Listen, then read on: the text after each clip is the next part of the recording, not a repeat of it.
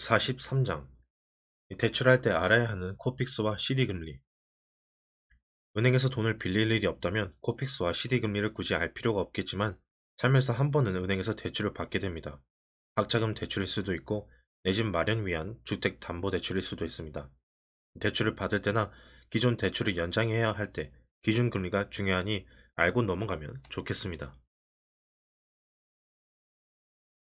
양도와 매도가 가능한 예금. 코픽스 금리를 알아보기 전에 먼저 CD 금리에 대해서 알아보겠습니다. 이 코픽스 금리가 태어나게 된 이유가 CD 금리 때문이거든요. CD, Certificate of Deposit 금리란 신용 등급이 AAA인 7개의 시중은행이 발행한 CD에 대해서 10개의 증권사가 금리를 평가하고 이 평가된 수익률을 한국금융투자협회에 보고하여 결정되는 금리를 말합니다. 이 CD 금리는 2000년대 중반까지만 해도 대표적인 대출금리 지표로 활용되었습니다. 그럼 CD가 뭔지 궁금해지죠? CD는 양도성 예금 증서입니다. 즉, 예금 증서인데 양도가 가능하다는 것이죠. 예금 증서는 쉽게 정기 예금을 말합니다. 요즘은 은행에 가지 않고도 스마트폰으로 정기 예금에 가입할 수 있잖아요. 비대면으로 가입하면 통장은 받을 수 없지만 대신 계약서를 이메일이나 문자로 받습니다. 은행에 방문해서 가입하면 통장을 발행합니다. 마찬가지로 CD도 정기 예금인데 통장이 아니라 종이로 발행된 것입니다. 그럼 CD와 정기 예금의 차이점은 무엇일까요? 정기 예금은 다른 사람에게 양도할 수 없을 뿐더러 예금주가 신분증을 가지고 은행에 방문해야 돈을 찾을 수 있습니다. 타인에게는 정기 예금을 해지해서 돈을 줄 수 있겠지만 정기 예금 자체를 줄 수는 없죠. 양도성 예금 증서는 다릅니다. 이 CD는 만기가 되기 전에 다른 사람에게 줄 수도 팔 수도 있습니다. 그리고 CD는 매매를 위해 은행에 방문하지 않아도 됩니다. 돈이 필요할 때 즉시 팔아서 현금화도 할 수 있고 누군가에게 증여해도 문제가 없습니다.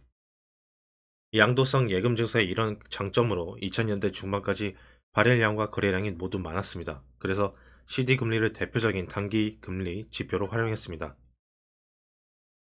그러다가 2009년부터 정부가 은행들의 건전성을 높이기 위해 예대율을 100% 이하로 낮추면서 기존의 예금으로 인정되던 CD를 예금에서 제외했습니다.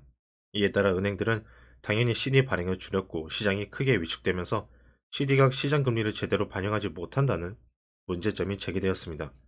또한 2012년에 증권사들이 CD 금리를 조작하여 의도적으로 높은 수준을 유지하고 있다는 의혹도 제보되었습니다. 이에 이를 대체할 단기 대체할 단기 기준금리가 필요해졌습니다. 바로 코픽스 금리입니다. 어떤 금리로 대출받을 때 더 유리할까? 코픽스란 전국은행연합회가 국내 은행 8곳에서 제공한 자금 조달 금리를 중요도에 따라 특정 가중치를 곱해 평균을 내서 산출한 자금 조달 비용 지수를 의미합니다. 쉽게 은행이 영업을 하는 데 필요한 금리를 지표로 만든 것입니다. 해당 은행들은 농협, 신한, 우리, SC제일, 하나, 국민, 한국시티, 중소기업입니다. 이 자금 조달, 산출을 위한 수신 상품은 정기예금, 정기적금, 상호부금, 주택부금, 양도성 예금증서, 환매조건부 채권 매도, 표지어음 대출, 금융채입니다. 이 코픽스 금리는 총 4가지로 신규 취급액 기준 코픽스, 잔액 기준 코픽스, 단기 코픽스, 신잔액 기준 코픽스가 있습니다.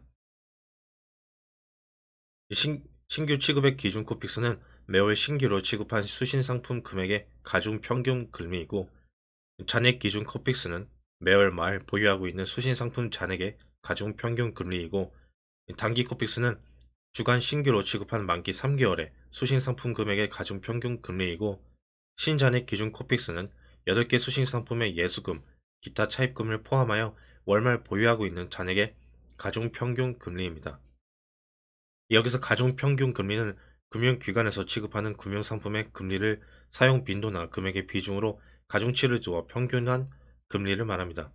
예를 들어 정기 예금은 양도성 예금 증서보다 금액의 비중도 크고 빈도도 높으니까 정기 예금의 가중치를 두어서 평균을 낸다는 것입니다. 은행에서는 주택담보대출 금리를 결정할 때 이 4가지 코픽스 금리 중 한 가지를 선택하고 대출받는 사람의 신용도를 반영하여 가산 금리를 더해 금리를 결정합니다. 그래서 우리가 대출 금리를 더 싸게 받으려면 네 가지 코픽스 금리 중 무엇을 선택해야 하는지 중요하겠죠. 금리가 상승하는 시기에 대출을 받는다면 잔액 기준 코픽스 금리가 신규 취급액 기준 코픽스 금리보다 유리합니다. 이유는 잔액 기준 코픽스의 경우 매월 말 보유하고 있는 수신 상품 잔액의 가중 평균이기 때문에 이번 달에 새로 모집한 자금뿐만 아니라 과거에 모집한 자금까지 모두 포함해서 계산합니다. 즉, 시장 금리가 늦게 반영되고 금리 변동 폭도 상대적으로 작아집니다. 자료를 보면 확실히 아실 수 있겠죠? 금리가 인상하는 기간에는 잔액 기준 컴픽스로 하는 것이 좋습니다. 금리 사용 설명서. 금리가 상승하는 시기에 대출을 받아야 한다면 잔액 기준 코픽스를 기준 금리로 하여 대출을 받도록 합니다. 이유는 다른 코픽스 금리보다 시장 금리가 늦게 반영되기 때문이죠. 그래서 금리가 하락하는 시기에는 단기 코픽스나 신규 취급액 기준 코픽스로 대출을 받으면 좋습니다.